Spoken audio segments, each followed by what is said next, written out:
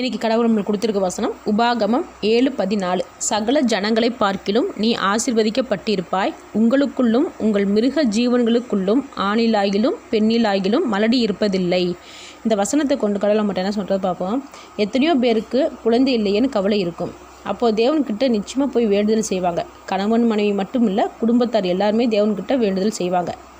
எல்லாமே சரிதான். ஆனால் நம்மளுடைய வேண்டுதலுக்கு தேவன் செவி சாய்க்கணும்னா, வேண்டுதல் நிறைவேற்றணும்னா, தேவன் நமக்கு கொடுத்த கட்டளைகளை சரியாக செய்யும்போது தேவன் நமக்கு செவி சாய்ப்பார்.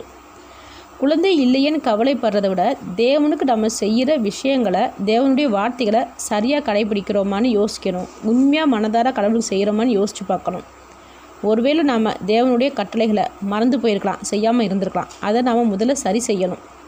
இன்னும் சில பேர் நினைக்கலாம், நாங்கள் எல்லாத்துலேயும் சரியாக தான் இருக்கிறோம், சரியாக தான் செயல்படுறோம், தேவனுக்கு மனதார தான் செய்கிறோம், ஆனால் டாக்டர் குழந்தை பெறுவதற்கு வாய்ப்பு கம்மின்னு சொல்லிட்டாங்கன்னு நினைக்கலாம். இயற்கைக்கும் அப்பாற்பட்ட விஷயத்தை தேவன் ஒருவர்னால தான் செய்ய முடியும். டாக்டர், மருத்துவம் இது எல்லாமே இரண்டாவது தான். தேவன் நினச்சா எதையும் செய்து முடிப்பார். அதிசயத்தை தேவன் ஒருவர்னால தான் செய்ய முடியும்னு முதல்ல நாம் விசுவாசிக்கணும். யார் என்ன சொன்னாலும், எவ்வளவு காயப்படுத்தினாலும் நம்ம சோர்ந்து போகக்கூடாது. மனசில் வலி இருந்தாலும் தேவன் மேலே வச்சிருக்க நம்பிக்கையை இழந்து போகக்கூடாது. நம்மளோட நம்பிக்கையை பார்க்குற தேவன் கண்டிப்பாக குழந்தை செல்வத்தை கொடுத்து எல்லா ஜனங்களுக்கு முன்பாகவும் நம்மளை ஆசீர்வதிக்கப்பட்டவங்க அப்படின்னு சொல்லி காமிப்பார். தேவன் சொல்கிறாரு, உங்களுக்குள்ளும் உங்கள் மிருக ஜீவன்களுக்குள்ளும் ஆணிலாகிலும் பெண்ணிலாகிலும் மலடி இருப்பதில்லைன்னு. தேவன் சொன்னதை நிச்சயமாக செய்வார்னு விசுவாசிப்போம். ஆமேன்.